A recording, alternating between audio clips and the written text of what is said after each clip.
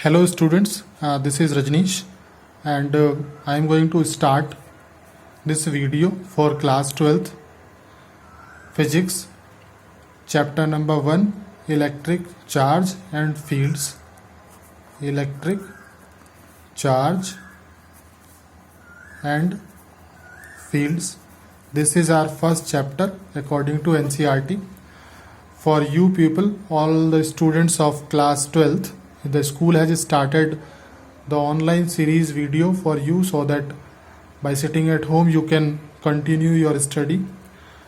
So first chapter is electric charge and field. The first topic is frictional electricity. Frictional electricity. शुरू करते हैं.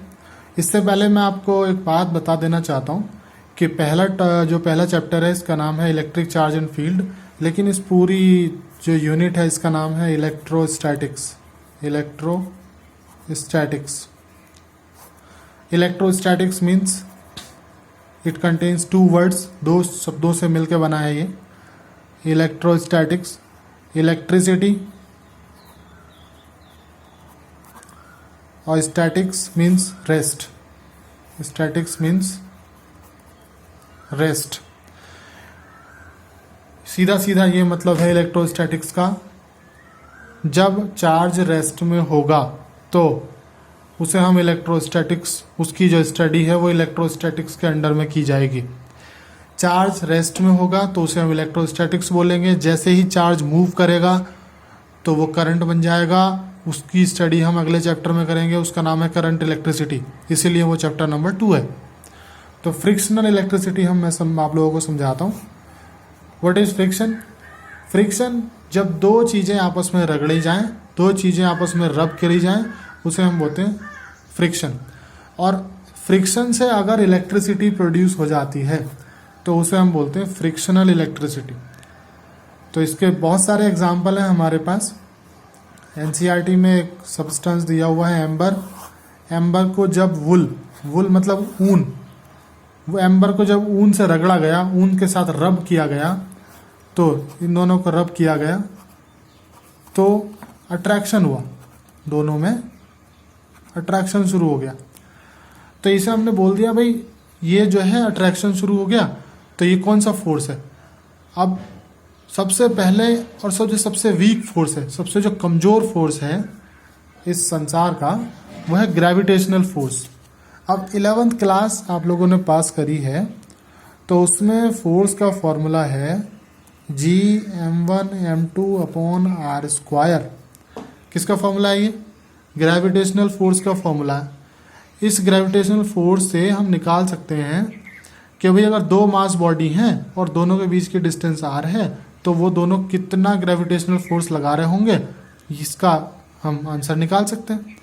लेकिन अब इन दोनों के बीच में, एम्बर और वुल के बीच में, ये वाला जो फोर्स है ग्रेविटेशनल, ये 10 न्यूटन होना चाहिए. बहुत ध्यान से सुनना वरना बात समझ में नहीं आने की. एम्बर और वुल के बीच में लगने वाला ग्रेविटेशनल फोर्स 10 न्यूटन होना चाहिए, सपोज करो. लेकिन जैसे ही हमने इन दोनों को रगड़ा तो ये वाला फोर्स जो है वो 11 न्यूटन हो गया. 1 न्यूटन बढ़ गया. तो 1 न्यूटन कैसे बढ़ गया?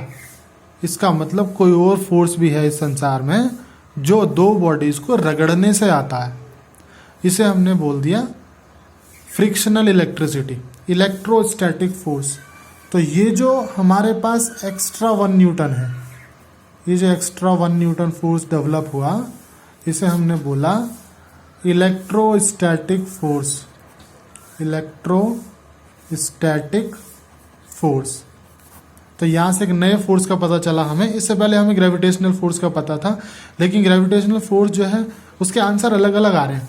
अगर दो बॉडीज को रगड़ा जा रहा है तो आंसर डिस्टर्ब हो रहा है. आंसर डिस्टर्ब कैसे क्यों हो रहा है भाई? कई बार हमारा 10 न्यूटन फोर्स आना था ग्रेविटेशनल का आंसर, कई बार आया 11 न्यूटन, कई बार 10 न्यूटन का आया 9 न्यूटन.